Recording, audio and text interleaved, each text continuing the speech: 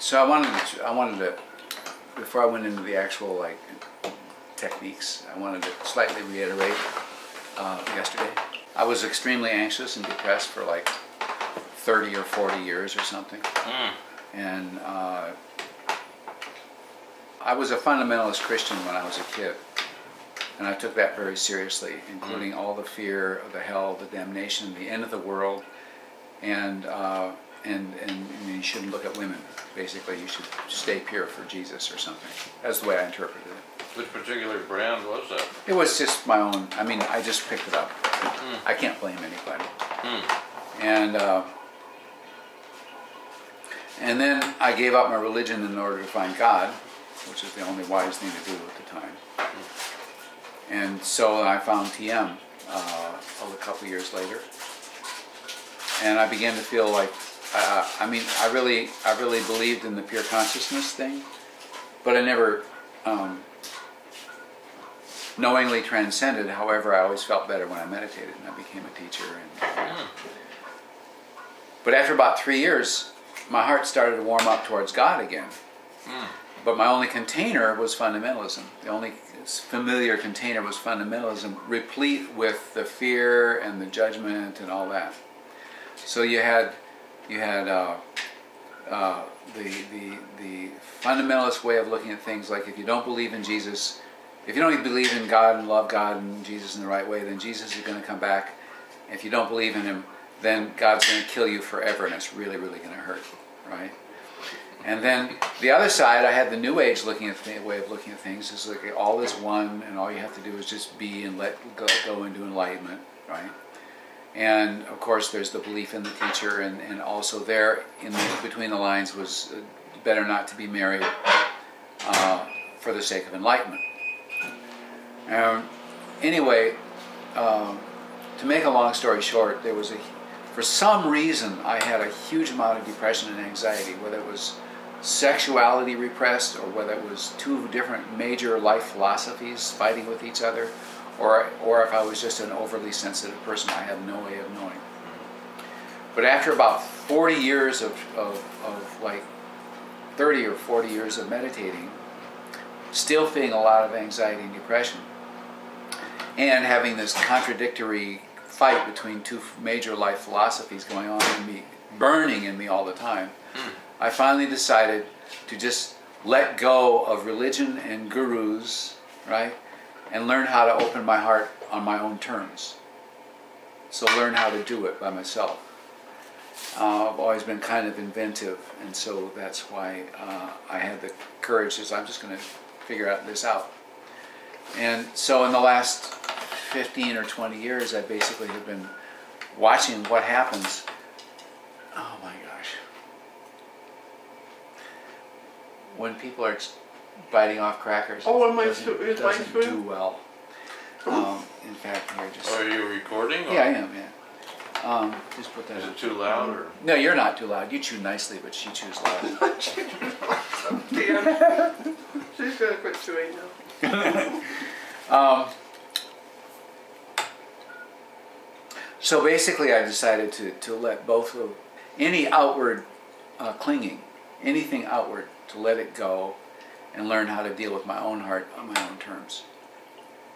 Learn how to become a master of my own emotions.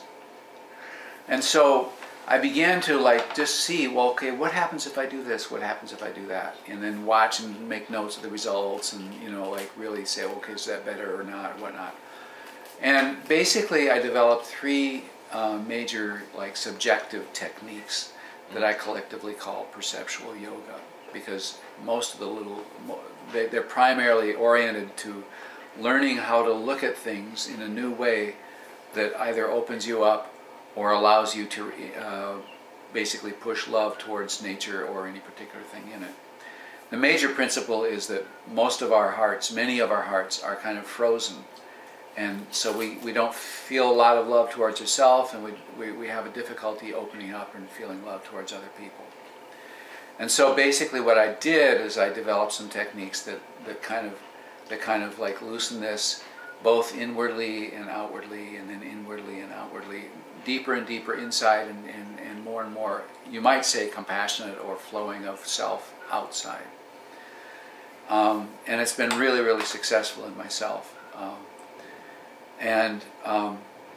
So there's three, basically you can divide this whole, it's a whole system. It's really a whole system. You can divide it into three major parts.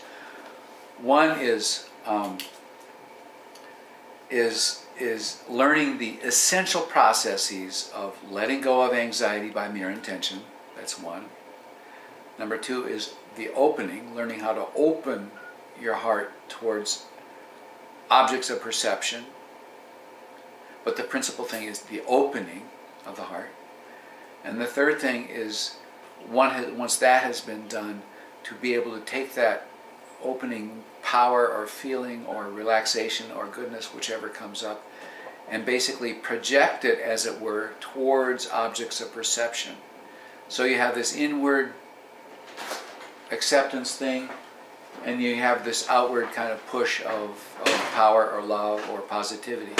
The reason I use all those three words is because the feeling is wordless. There's no words with this. You could call it light or purity or whatever, but it's a way of invoking this. Let's break for a minute. Greg, what's up? So where were we? What was the last thing? You want to start at the beginning? No. No, actually, I think I was talking about the fact that there was three techniques which are at the core of it.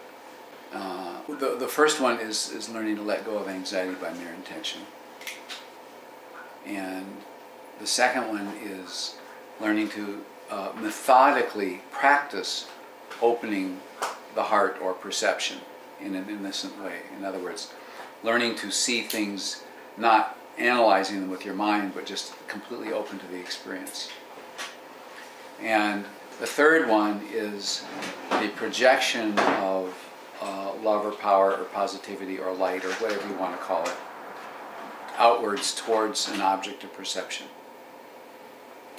And when one does all three of these, it tends to take that frozen heart and loosen it up, like relaxing it and then moving it inside, and as it were, pointed towards the outside, more and more and more, both directions. And Inga wants me to make sure that a person understands that it feels really good. So, like, the main set of results in the specific practice of any version or any variety of these is that there's like a typical shift which takes place, a basic shift, which has different flavors according to whichever technique you're doing. And the basic thing is that time seems to slow down. You seem to be more full of joy. Your perception of beauty, or your sense of beauty, increases. So it's not just what object you're looking at, but all around you, you feel that you're in a field of beauty. And my experience is deeper thinking, in other words, what I call it wisdom thoughts, more contemplative, all-encompassing style of processing information or looking at the world and yourself. And also physical results, like just a general feeling of relaxation, etc. And so when basically when a person gets good at these three things, you see, I feel that people who are basically joyful have kind of a sense of presence around them. There's kind of a relaxed area in their eyes and a little bit of a smile, even when they're by themselves. They're kind of entertained just by being alive. They have this slight glow on them, you might say, but they just feel, you go, wow, I wish I was like that. Even they're not doing anything. They're just walking down the street by themselves. Okay? And so this is the kind of the earmark of the practice of those. And I feel that about 2% of people have that naturally. And why I feel this is that many years ago, in 2001, 2 weeks before 9/11, I was in New York City And I have this counting device with me that I used to use in one of the techniques. And I was on a subway, and I was practicing letting go. But then I started looking at the faces around me, and most people looked like they just were either half asleep or had some sort of a mask on. And then there was one person who looked like joyful, and I thought, wow, there's a big difference there. And so I decided to use my counting device and see how many people, joyful people, I saw in New York City that day. And basically, to make a long story short, over a 2-day period, I probably looked intensely into the faces of about 15,000 people. Like, no, because it's obvious. No. Yeah, there's one, right? And I would click on my device. And in most of those people that I counted, or many of those, I would walk up to and say, hi, I'm a psychologist. Do you mind if I ask you a question? And they all would go, no, go ahead. And I'd say, are you happy? And they all said, why, yes, I am. And I would say, so tell me your story. How come you're happy? What do you think it was that made you happy? And I got lots of stories, but most of them were basically where they didn't know why, they were just born that way. Or they kind of learned it early in the crib, I feel. Or they had a wonderful, warm, loving family from the get-go. Usually are often with large family of like everybody had this inter-responsibility feeling, right? And there was lots of acceptance. Almost never did I find a person who had been messed up, right, and then found religion, or found this New Age thing, or that, or this self-help thing, and became a changed person into what I saw. So what I'm saying is that I feel that like about 2% of people basically were born or learned in the crib the process of getting it, right? And the rest of us struggle at it all our lives, or just struggle. Not even trying to overcome it, just struggle, not even knowing, what to do. And so in my experience, when I've been developing these techniques, in myself, I used to be very, very anxious and depressed a lot of the time. And now I'm really familiar with the state of joy and seem to be able to basically call it up whenever I want to. And it has been very slow, because the body and body-mind is like it's like a river in rock. It moves, but very slowly. It changes very, very slowly. But it does change. And so anyway, these three basic techniques of letting go, opening, and learning to beam or project what it was that you found inside yourself, outside of yourself, creating this ability to go inside deeper and outside more effectively is the core. Now, what happens after a person practices these things for a while is that they begin to internalize those skills inside themselves. In other words, it becomes a natural response, a more natural response, instead of a technique that you're doing, a more natural response. So that it's like, it's much easier to be in that state than ever before, right? And it speaks to, it's an internalization of the process. You can begin to use this inside yourself instead of like some sort of perceptual trick that you flick into a deeper state. You can develop or use like specific kinds of meditation that allow you to work directly on your own psychology deep inside yourself. Or else getting more used to just projecting power and love abstractly to the universe at large. And I find these techniques incredibly, just so beautiful to do. And there's lots of little variations, because like either everybody's different or I'm different from day to day. And so there's a lot of little variations. But so first you have the outward perceptual tricks. Then you internalize these skills and begin to use it on your own psychology. And then the third major phase of this whole practice is, again, external, where you begin to apply this to your daily life and interactions with other people, the literal interactions. Such that basically I find that when I am in that state that this can trigger, I can say anything to anybody and it won't hurt their feelings.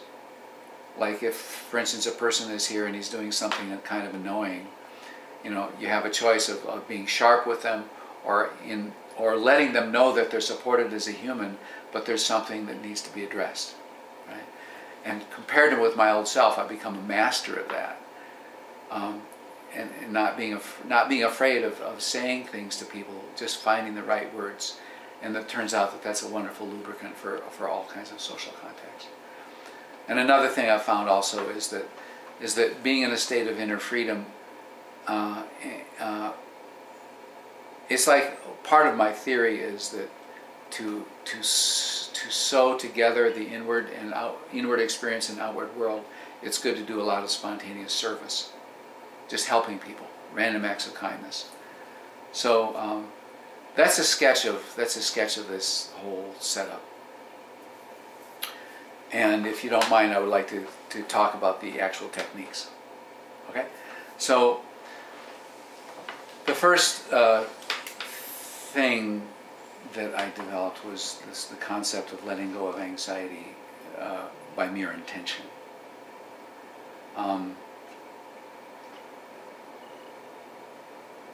I used to wake up at about 2 or 3 every morning, filled with fear, and the fear would just pound at my guts and rip apart my heart, and I would lay there for about an hour until I fell back asleep from exhaustion, and the next day would be like a washout, just nothing.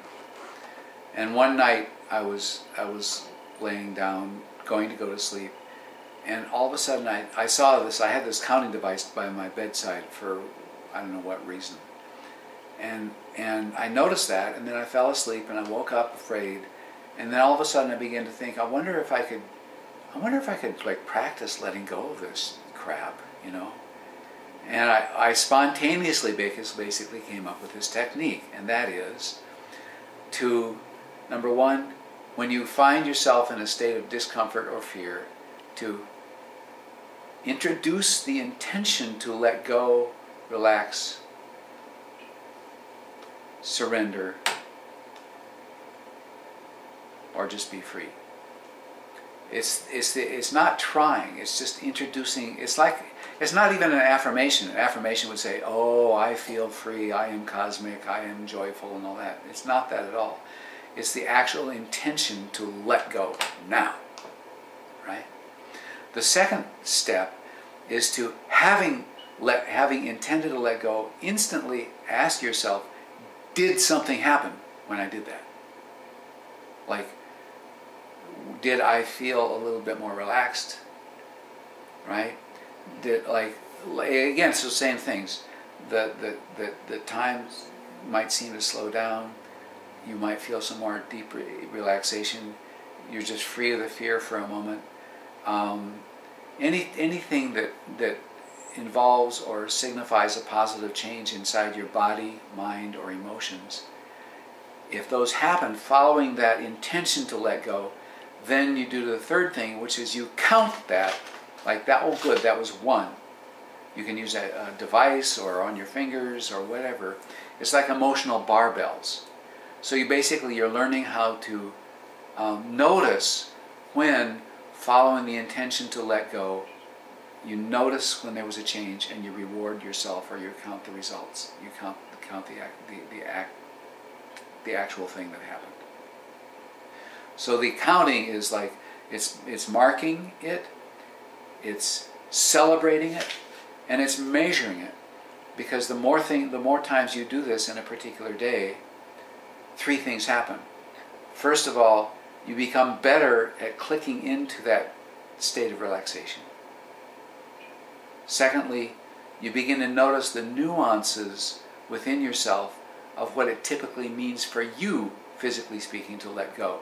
Like, did your shoulder relax, right? Or did my heart open up? Or did my guts relax a little bit? Or did I have wisdom thoughts? Or did I, feel better in general? Or anything that seems to be positive inside yourself counts here.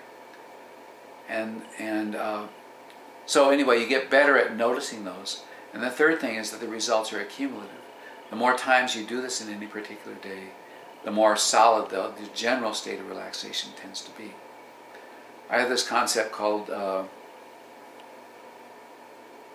relaxation event. So, like I say, I used to be really anxious a lot, and people knew, people could tell.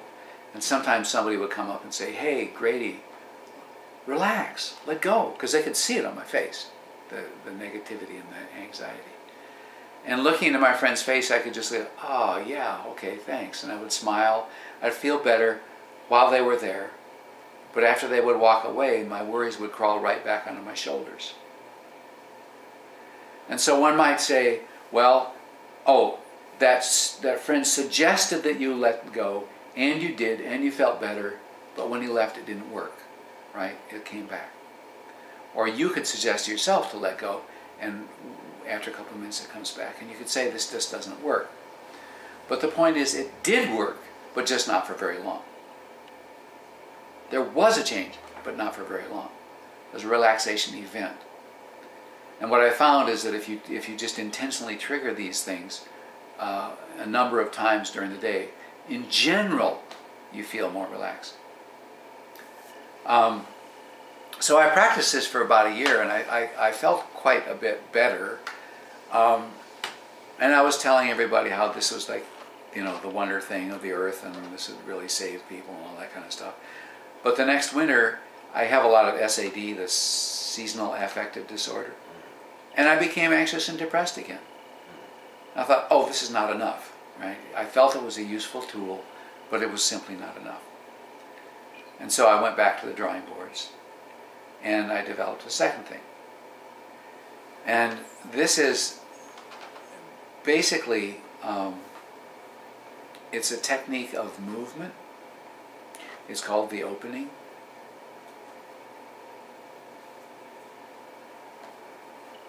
And in this technique, the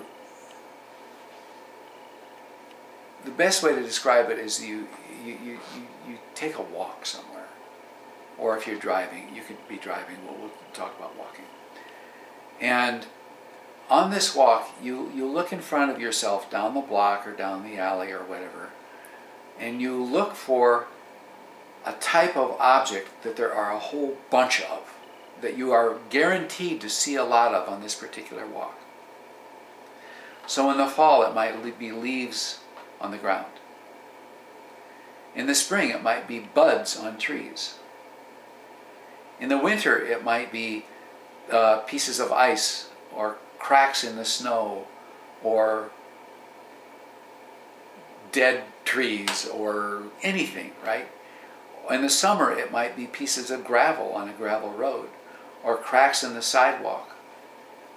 And you could say, well, why not look for flowers?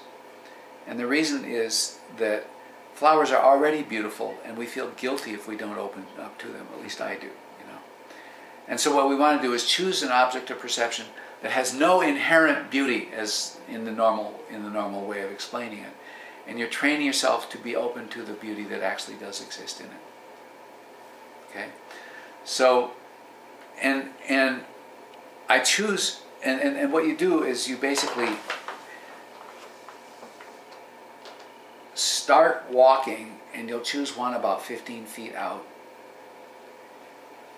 And you'll focus your mind on it, but not concentrating, just focusing your attention on it. And as it approaches you towards your feet, you intend to see it from your heart. In other words, if your mind has thoughts like, oh, that one's round, that one's square, this one looks like my grandmother, or whatnot, that's irrelevant. It's the process of seeing it, of just letting it come into your presence without judging it and being open to it. As I said yesterday, I feel there's two types of love. One is acceptance without judgment, which is like what a mother does to her baby, or God supposedly does to you. And then the other kind, and that's passive. And the other kind of love is active, which is like sakti or goodwill, good intentions, I will help you, and it's concern, and often it translates into activity. So this process of opening is learning how to do that first type of love, which is acceptance without judgment completely. So in this process, you do this again and again, choosing an object about 15 feet in front of you, moving towards it, letting it pass under your feet, intending to see it from your heart without judgment, and discounting the meaning of the thoughts in the head. Does that make sense? Do you have any question on I that? just didn't make out the words. Oh, Couple. you basically discount the meaning of the thoughts in your head as you watch this item. Okay. After a period of time, what typically happens is the shift takes place in which you would have no reason to judge or analyze this object, but you're swimming in the beauty of this little piece of jagged gravel. That there are maybe 15 million of them in that same area, but you're looking at this one and you're going, oh my God, that is so beautiful. Or a crack in the sidewalk. You say, wow, this crack in the sidewalk is just really something else, you know. And if you were to tell somebody that, they might think you're a little off your rocker. But like I say, it is the process of opening that's important. It's a little bit like, often if we expect something to be beautiful, we can begin to see value in it. So, for instance, I'm not particularly sensitive to the visual arts as much as I am to music. But let's say, but sometimes I get taken away by it. And let's say that you know you're on a trip to Paris and you visit the Louvre, and you've been traveling for days. You're very tired. You're looking at 1,000 paintings during one day, and you get kind of jaded.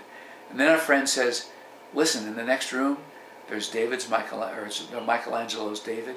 You've got to see it. It's incredible, right?" So you go in there and you intentionally, you feel this is going to be good. And you look at this thing and you drop your mind and you open your heart and you see it is incredibly, incredibly, incredibly beautiful. And it's like if you expect to see beauty, in time you will. And this process is just learning to take simple objects of perception time and time again and intend to open your heart at every 5-10 seconds.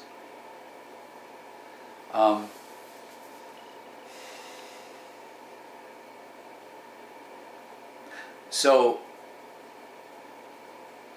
that's something that happens by experience. I'm forgetting one thing. I can't remember what it is. If I do, I'll come back to it. But the process of opening is of incredible importance. And so I practice this. I practice like going outside and walking around in nature and looking at, oh, I know what I was going to say, is that for me and perhaps a lot of other people, if you're just to tell them, just go outside and open your heart to the beauty of nature, you know, I can't do it because it's just overwhelming to me. But this particular exercise is that you choose one type of object which is not threatening in the first place, and you look at it again and again and again. So rather than trying to open up your heart to the whole field of perception, you choose it's like a visual mantra. You just choose one simple thing and get used to the concept of opening. Okay? So that's the second technique. And I practiced that for about another year or so, and I really, really got used to the beauty of the process. And I felt that this was going to solve everything, which it really helped. But after a winter or two, I began to feel depressed again. And so I decided to try something else, and what that developed into was the third technique, which is what I call beaming, or the projection of power or grace or light or goodness or love. All the words really don't encompass the wordless experience of just the joy, the state of joy.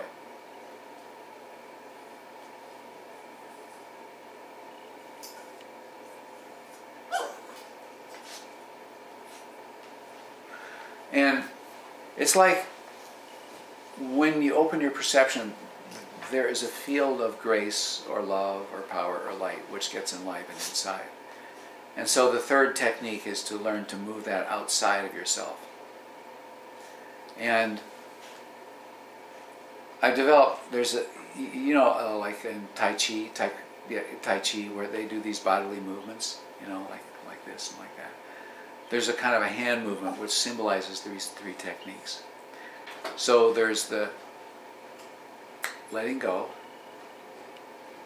opening, and then projecting. Letting go, opening, and projecting the power or love. And this hand thing is a good thing to just practice, like in Tai Chi. They see how absolutely fluid and beautiful they can make it, right? This hand thing is exactly the same. You could go like that, or you can feel how graceful it can become.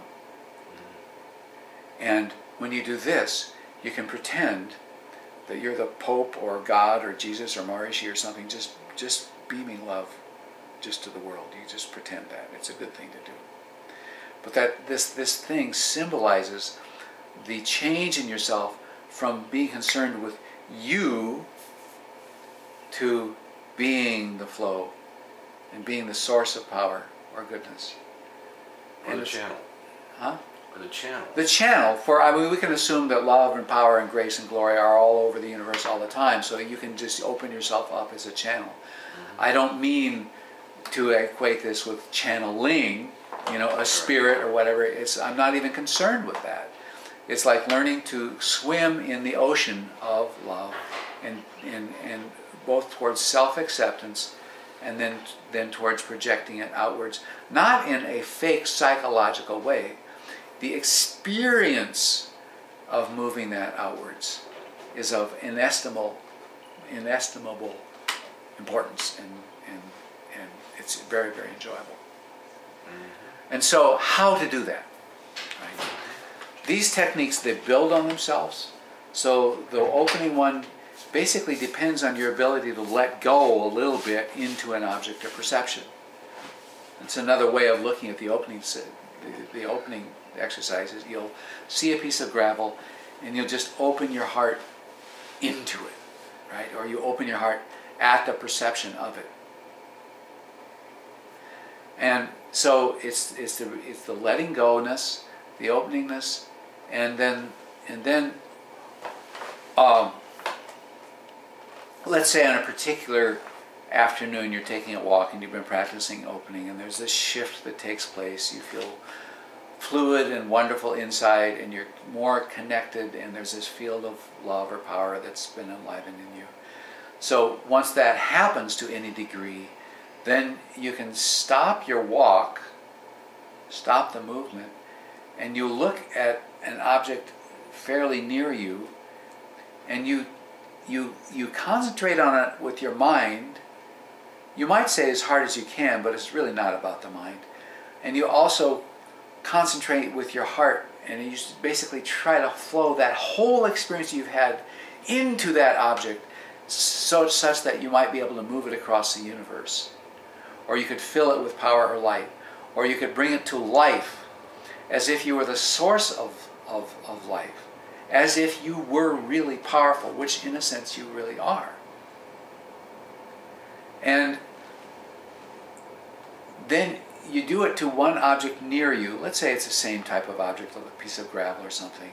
You do one to object near you, and then one a little farther away than that, and you keep lifting your eyes slightly farther and farther out until finally you're focusing at the horizon, something in the horizon, and you're just rushing love towards the whole point towards that horizon, that point on the horizon. And basically what happens is that you begin to feel that you're doing it towards the whole world. Now, it's not like this would happen on the first day, but the process of learning to project light, love, power, grace, glory, whatever, away from you is really, really important. So it turns out, like this thing with you, I have my hand in front of my chest here, and the process of learning to open inside oneself and then push power or light or whatever away is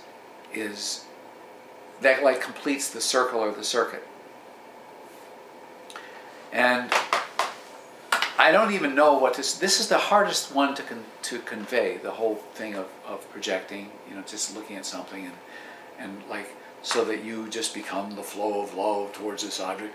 It's easy to say, but I don't know how to teach it other than tempt one into the opening and then concentrating on an object. And what happens with me is that all of a sudden I go, oh my God, I'm doing it. I'm doing it. Right? Do you want to say something? Does it require the first two steps at this point to you? Or does it require those first steps? Well, it does require an open. It requires opening. Yes, it requires being open and swimming in that field. But the beauty of it is a lot of meditative practices are all about me. I feel good. Oh, I'm one with God. Oh, me. And around here in this town, you see a lot of self-obsessed people who it's all about them, and there's no compassion or whatever. It's just all about them. And I frankly just don't believe in that in terms of healing the world. And so it's something that I feel is based upon the ability to let go and accept and love your own self. And then learning to turn it towards the outside. All I can say is it involves being in that state and then turning your attention out and basically putting that state into something outside of you. It's an emotion, it's a perceptual trick, It's just a trick. It's a psychological trick, but it's a training exercise. Maybe just having the intention? Well, if I'm looking at a bug on the window right now, and if I just intend to push power into it, and I go, didn't work, I have to prepare myself. I have to prepare myself, and then I look at something and it goes, which I just did. In other words, there's a difference between trying to do something and doing it in this field. When you get good at this process of letting go, relaxing, inside yourself, and then turning the attention, this thing can happen like that. It's not like, okay, now I'm going to relax, now I'm going to open, now I'm going to push power towards that spot on the wall. Mm-hmm. When you get good at these things, they internalize into one crisp circle, one process. And so, after you said, "Can I do this now?" I think you said that. I thought about it intellectually, and then it didn't work, and I just did it on something, on that crack in the wall, and it was like that. And it's a little bit like transcending an activity. I let go of all thoughts. There's no thought about it. There's just this joyous, and there's joy involved. And it's just a practice. It's just a practice of these three important elements of emotional intelligence, which is letting go, opening, and pushing that awareness outwards towards something, which begins you to give the skill of like being masters of these processes. That's all I can say.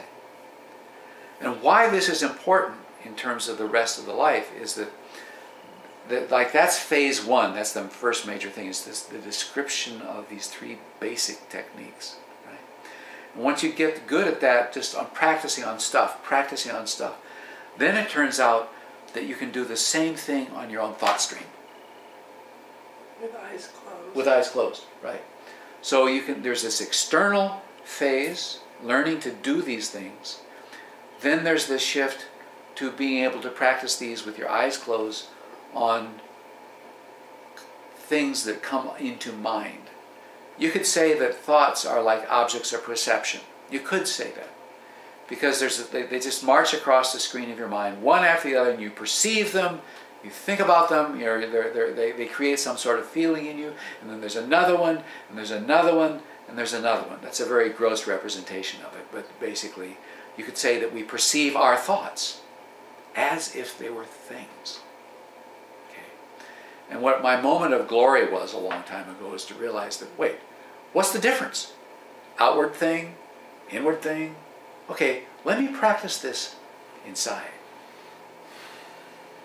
And so the first time I came up with this whole thing, I was like, I had woken up in the middle of the night.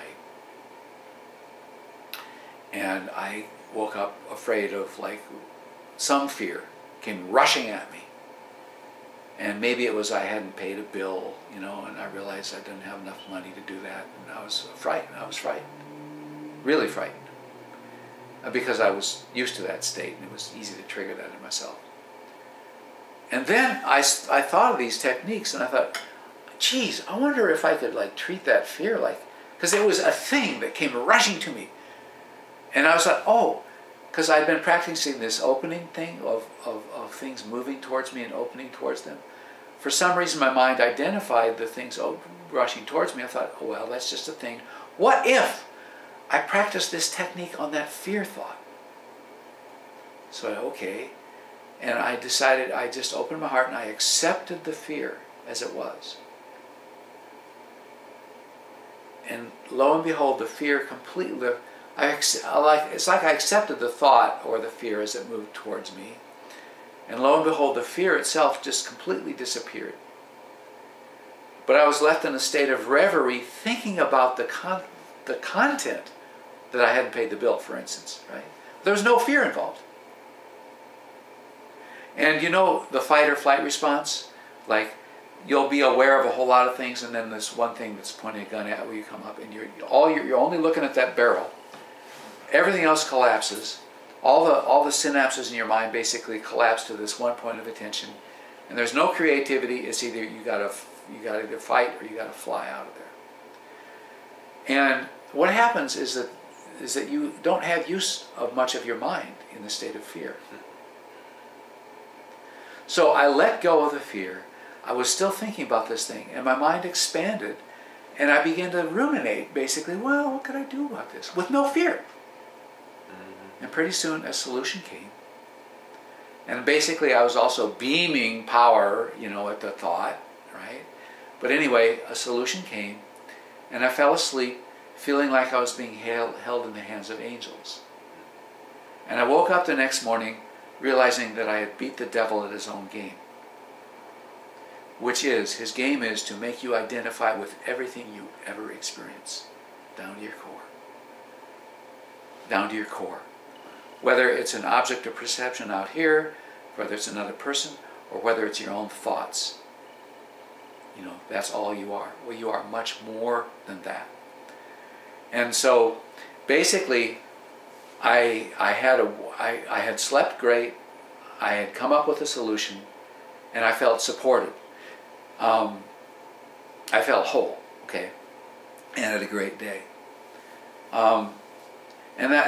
So I developed this, basically, then I began to develop this as a technique that I would try to do to all my thoughts, not just fear thoughts, but all my thoughts as I was falling to sleep. Which is actually a very large field of discussion, which I won't go into very much right now, you know, maybe later. Because there's a lot of different ways that you can practice this triptych, this triad inside. There's a lot of little varieties of it. One of which I'm favorite of explaining the thing is to create a mental vision of, you say there's this pool of water that's like nice and warm, it's surrounded by flowers, and it's got like an inner tube in it. And next to the pool of water is this path that's made of like gold and diamonds.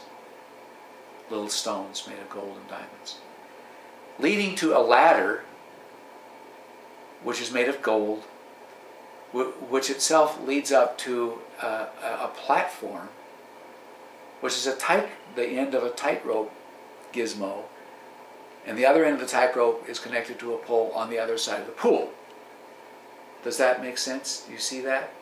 I think There's a so. pool, there's a path to a ladder, the ladder goes up and there's a platform, and there's a tightrope going to another pole on the other side of the pool. Okay. So here's the vision of how this whole technique, or the ability to practice an inside technique is that the pool represents the state of letting go. You're just in this pool, just relaxing, and it's nice and warm, and it's sunny, and it feels good, right? And the next thing, once you get, like you get really relaxed, then you get out and you walk on this path, and you open your heart to the little golden diamonds and all this on this path. And then you reach a ladder, and every rung on the ladder stands for the process of letting go, accepting, and projecting a particular thought. So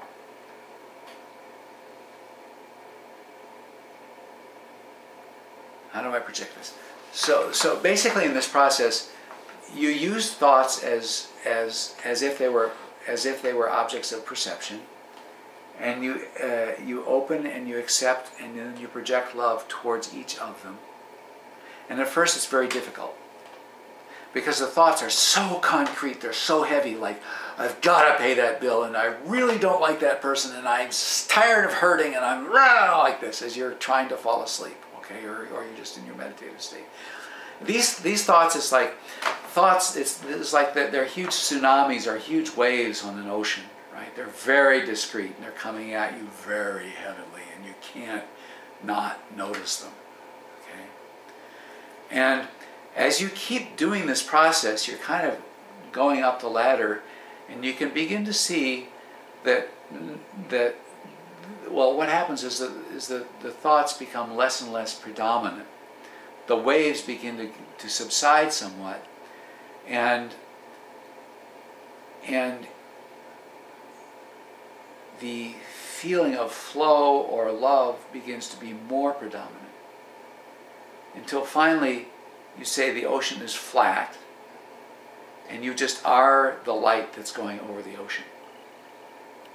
Now, at that time, in terms of this explanation or this analogy, you're standing on the top of this platform. And you're going, I'm there. I'm doing it. I am the flow. And as you do that, you start walking across this tightrope, and you say, I can't believe it. I'm really doing this. This is the flow of nature. There is no concern about myself. It's just so beautiful, right? And you're walking over on the tightrope, and all of a sudden you start to think, but what if I can't do this? What about that bill I got to pay? Oh no, I can't do it! And you fall into that water again, and you're in the inner tube, and you say, oh, okay, I guess I should just relax, and you let go, and you enjoy that, and after a while you get up and you walk on the path, you go to the ladder, and you do the same thing to your thought stream again and again and again and again. What happens to me is that in this state, I either fall asleep in just an incredibly wonderful sleep, just literally feeling like I'm being held in the hands of angels, or I perceive that the thoughts become more evanescent, more transparent, and pretty soon I just feel like I am the flow of love. And it's a very powerful and good experience, and I just see how long I can maintain that. It's an incredibly beautiful thing. And if a thought comes out around, I just like push love, or let go, and then push love back to it. And it feels like I'm just gaining power minute after minute after minute after minute after minute. And the longer I do this, the better I feel. And so that's a basic description of the inward kind of processing. And in the middle of that, there's often like I'll be kind of witnessing my own personality and go, wow, I'm such a fucked up jerk, like I'm just look at how I treat people. I'm so judgmental, but if I'm feeling full of love, and I'm just watching this conception of myself march across the state of my mind, right? I'm going, wow, I wish I could do that, and so I basically flow love towards it. So it becomes a way of dealing with you might say emotional concepts or personality constructs. And I do feel in my experience that my hang-ups over the time I've been practicing this have been more handleable, and that I've been able to see through them. I've been going to take them much more lightly, and I do feel that I'm healing very powerfully. So that's the inward, that's the inner segment. And then the third major thing of this whole deal is to, I have a couple of steps. One is I think it's important to notice people who seem joyful, and